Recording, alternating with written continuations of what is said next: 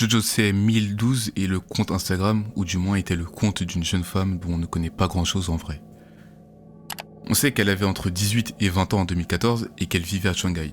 Et c'est assez paradoxal car elle s'est fait connaître au début de l'année 2014 parce qu'elle postait énormément de choses privées sur Instagram. Au début c'était plutôt tranquille, elle utilisait Insta comme n'importe quelle personne de son âge à cette époque, elle postait ce qu'elle mangeait, ses activités, son chat, et même parfois des photos intimes. Mais c'est le 6 janvier 2014 que son compte va prendre un virage assez glaçant. Une nouvelle personne apparaît dans ses posts, c'est un homme et on comprend que c'est le nouvel amoureux de Jojo. Elle le surnomme Kimi et a l'air extrêmement amoureuse de lui. C'est mignon en soi, surtout que Jojo utilise Insta comme un blog et va partager tous ses moments de joie, mais aussi de tristesse. Sauf que là, elle va abuser. Jojo documentait leur relation de manière presque obsessionnelle. Elle partageait des moments intimes, des vidéos d'eux en train de rire, et même des captures d'écran de leurs messages privés. Beaucoup de captures d'écran. Et ça, Kimi il kiffe pas trop. Il apparaît la plupart du temps timide sur certaines vidéos et se cache beaucoup le visage avec ses mains.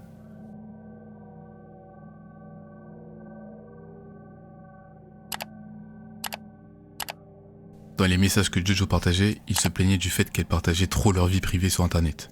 Et l'illusion de cette vie parfaite se brise brutalement le 22 février 2014. Ce jour-là, Jojo publie une photo de Kimi en train de cuisiner, avec comme légende en dessous de la photo, « Si un menteur devait avaler 1000 aiguilles ». La description est assez floue et sans contexte à première vue. Mais en fait, ça vient de la promesse du petit doigt, que l'on fait avec quelqu'un pour faire une promesse tout simplement. En français, on dit plutôt « croix de bois, croix de fer, celui qui ment ira en enfer ». Et en chinois, c'est « si je mens, je devrais avaler 1000 aiguilles ». En gros. Et du coup, si on creuse un peu, on peut comprendre qu'il y a une sorte de trahison dans ce couple si parfait. Et en effet, c'est ce qui s'est passé. Kimi menait une double vie. Il entretenait une relation sérieuse avec une autre jeune femme, Nika. Certaines rumeurs disent même qu'ils étaient mariés. Sur Weibo, un réseau social chinois, Nika a d'ailleurs confirmé avoir rompu avec Kimi ce même jour, le 22 février, après avoir découvert qu'il avait menti et prétendait avoir eu un examen le jour de la Saint-Valentin, alors qu'il était avec Jojo. Et en vrai, une fois qu'on a toutes ces informations, on comprend un truc beaucoup plus vicieux de la part de Kimi. Il n'était pas timide en vrai.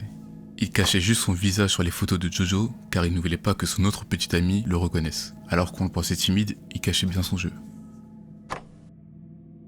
Bref, la partie la moins drôle est que Jojo a plongé dans une profonde dépression après avoir découvert la trahison de l'homme qu'elle aimait par-dessus tout. Ça l'a complètement détruit. Elle avait même installé une application sur son tel qui comptait les jours depuis leur séparation. Elle souffrait d'un cruel manque de confiance en elle, faisait des listes de ses propres défauts et utilisait constamment des filtres pour modifier son apparence sur ses photos. Le 4 mars, elle apparaît avec un cache-œil, affirmant que ses yeux et ceux de son chaton s'étaient enflammés le même jour. L'info n'a pas de vrai lien avec la suite de l'histoire, mais je sais pas, je trouve ce post assez bizarre. Pour tenter tant bien que mal de se relever, elle va passer par la phase où elle va rencontrer le plus de personnes possible dans le but de prouver qu'elle plaisait encore aux gens. Elle raconte être sortie, avoir bu, regarder des films avec des hommes bien plus riches et bien plus beaux que Kimi, simplement pour se prouver qu'elle le pouvait. Et pourtant, elle avouait qu'elle finissait toujours en larmes à la fin de ses soirées, incapable de l'oublier et d'accepter un autre homme dans son cœur.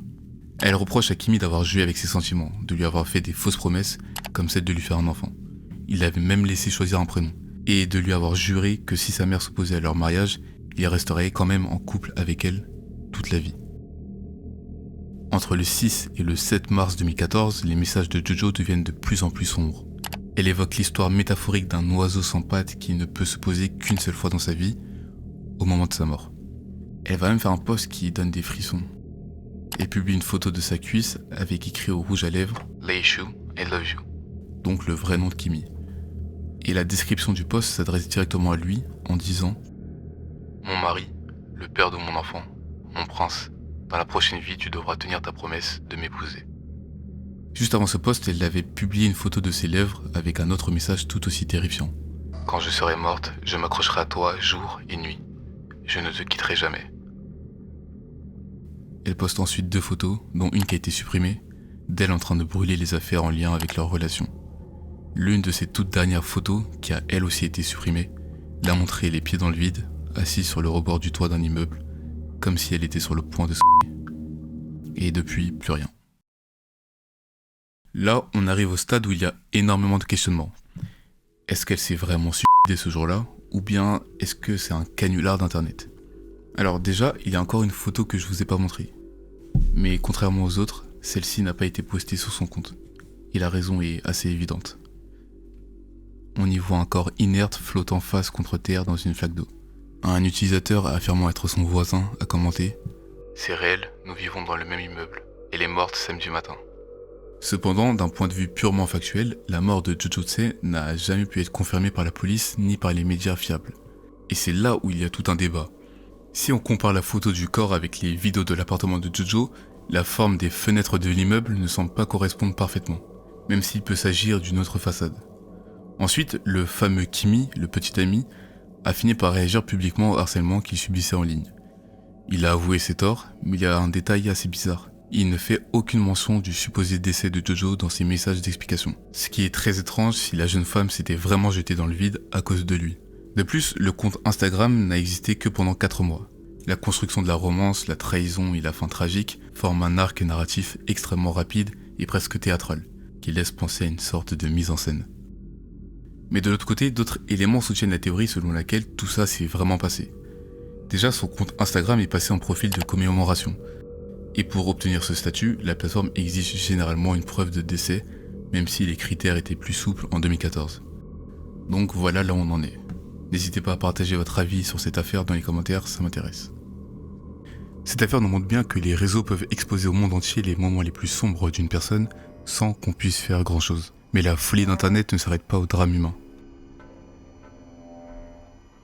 Parfois, le malaise est créé de toutes pièces dans le seul but de nous manipuler. Et en 2012, une simple publicité pour des glaces a décidé de traumatiser des millions de personnes.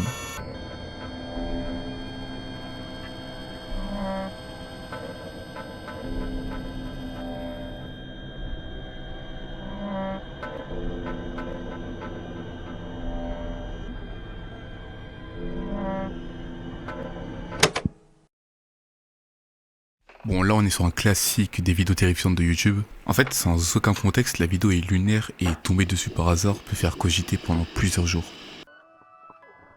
There's good reason for my glistening skin, and how I shine, and how my pores are so clean and clear. On y voit une personne qui nous regarde droit dans les yeux sans les cligner, avec son corps entièrement recouvert d'une substance blanche gluante qui est censée être de la crème glacée. I eat little baby's ice cream. It keeps me young. It keeps me light on my feet. I spring from activity to activity. I love my job. I love my life. Elle sourit et commence à manger avec une cuillère la glace qui est sur son corps. Et tout au long de la vidéo, il y a une voix off totalement calme qui explique que ces substances gardent sa peau luisante, que ses pores sont propres et que la manger te fera faire des clins d'œil, hocher la tête, faire des câlins et des high five avec beaucoup d'enthousiasme. When you eat little baby's ice cream, you'll wink and nod and hug and high five each other with great enthusiasm. This is a special time. Little baby's ice cream. Ice cream is a feeling.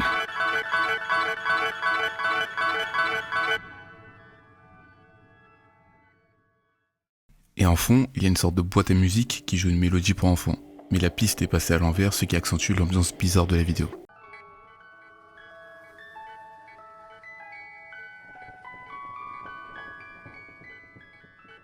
En plus de ça, la vidéo semble faire la promotion d'une sorte de marque de glace pour enfants appelée Little Baby's Ice Cream. Et à certains moments, on pourrait croire que la voix off parle subtilement de manger des petits bébés. I eat little baby's ice cream. It keeps me young. It keeps me light on my feet. I spring from activity to activity. La vidéo est postée sur YouTube avec comme titre This is a Special Time et a été publiée en 2012 pour promouvoir une vraie entreprise, Little Baby's Ice Cream. Et d'ailleurs, ce n'est pas la seule vidéo qu'il y a sur cette chaîne. Go ahead and lick something. We lick you very much. We're love lickers. Dans celle-ci, on y retrouve encore le côté bizarre et décalé de la première pub et toujours ce même personnage flippant.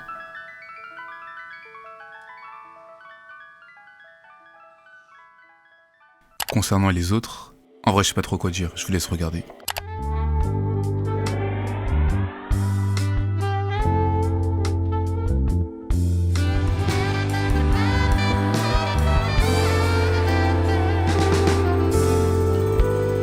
Little Baby's Ice Cream.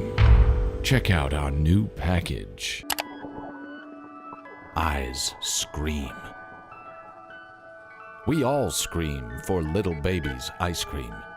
Handmade, super premium Philadelphia-style ice cream. Bon, et du coup, ça rime à quoi tout ça? Le but de l'opération était de capter l'attention d'un maximum de personnes en utilisant un marketing non conventionnel. Et ça a marché en soi, puisque la vidéo a généré plus de 20 millions de vues sur YouTube. Ça me rappelle d'ailleurs l'affaire Channel 5 où un responsable de la communication avait publié plusieurs vidéos cryptiques trouvées dans les bas-fonds d'internet, juste pour faire des clics. Munch, munch, time for a munch, crunch, crunch, munch, munch, crunch, crunch, munch, munch, crunch, crunch.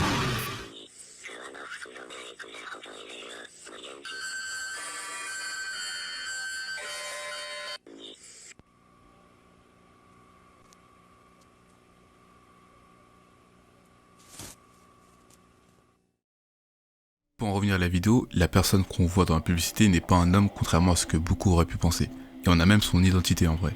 Il s'agit d'Asa Shaib, une actrice / modèle et c'est tout ce qu'on sait d'elle. Dans un subreddit, elle va même partager une photo d'elle sans maquillage pour les plus curieux. Et dans ce même subreddit, elle va raconter quelques informations sur la production de cette vidéo. On apprend que c'est le réalisateur indépendant Doug Garth Williams qui l'a recruté via des petites annonces en demandant spécifiquement une femme au crâne rasé, avec un regard intense. Durant le tournage, elle n'était pas entièrement recouverte de glace pour des raisons évidentes de température sur le plateau. À la place, le réalisateur a décidé de la recouvrir de fluff ou pâte à la guimauve. Elle devait tenir son regard sans cligner des yeux pendant de longues minutes pour ne pas gâcher les prises, et le fameux crâne creusé, lui, a été entièrement réalisé en post-production sur After Effects. Et c'est à peu près tout pour cette publicité. En ce qui concerne l'entreprise, Little Baby's Ice Cream, elle a été fondée en 2011 par Martin Brown et Pete Huntsvine, et leurs produits correspondaient parfaitement à leur marketing expérimental. Tout simplement parce qu'ils proposaient des saveurs absurdes. Mais bref, malgré l'énorme visibilité acquise grâce à ces vidéos, l'entreprise a fini par fermer définitivement l'ensemble de ses boutiques le 27 novembre 2019, ce qui marquera la fin de l'ère Little Baby's Ice Cream.